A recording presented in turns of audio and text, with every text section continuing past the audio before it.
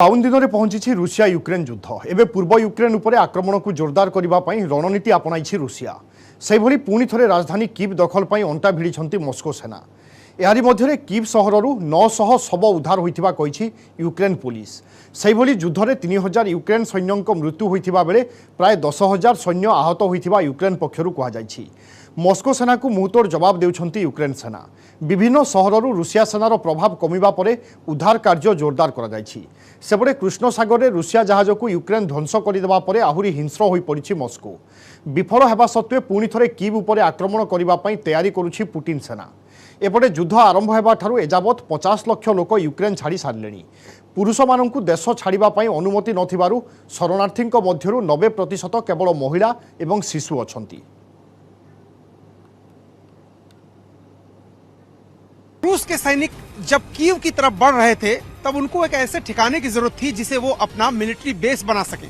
कजारोविच का ये इलाका है, आप देखिए तस्वीरों में कि ये फ्रिज और टीवी बनाने की फैक्ट्री है, लेकिन इसको अपनी सुरक्षित पनाहगाह और इसको बेस बना करके ही पूरे इलाके में उन्होंने अपना ऑपरेशन चलाया था। इसलिए सबसे पहले रॉकेट से जो हमला था वो इसी फैक्ट्री पर हुआ था। तस्वीरें देखिए आप, जली हालत में पूरी तरह से नष्ट हो चुकी ये फैक्ट्री है, जहां कभी टेलीविजन बनता था, फ्रिज बनता था, लेकिन अब इस पूरी फैसिलिटी को उन्होंने नष्ट कर दिया है मिसाइलों के जरिए, रॉकेट के जरिए। और एक ही नहीं, ये जितने भी यहाँ पर इंस्टॉलेशन थे उन सबको नष्ट कर दिया। और पीछे का पूरा इलाका नष्ट करने के बाद आगे की 2 बिल्डिंग उन्होंने छोड़ी। देखिए ये सारी बिल्डिंग देखिए, वहां भी इस बिल्डिंग का भी पिछला हिस्सा पूरी तरह से नष्ट है। इसके अलावा अगली बिल्डिंग को भी नुकसान पहुंचाया है, लेकिन 2 बिल्डिंग उन्होंने अपने इस्तेमाल के लिए छोड़ी थी, जो कि दोनों बिल्डिंग सही सलामत हालत में आपको दिखाई दे रही। ये बिल्डिंग पूरी तरह से सही सलामत है, जहां पर उन्होंने अपना साजो सामान रखा था, जहां पर वो रहते थे। ठंडक बहुत ज्यादा होती है रात में इस वजह से। और ये जो बिल्डिंग है, हालांकि इसके शीशे वगैरह बाद में टूटे हैं, लेकिन ये उनके जाने के बाद, जब वो जा रहे थे तब इसको नष्ट करके गए हैं। बहुत सारी चीजें तब उन्होंने किया जब वो जा रहे थे।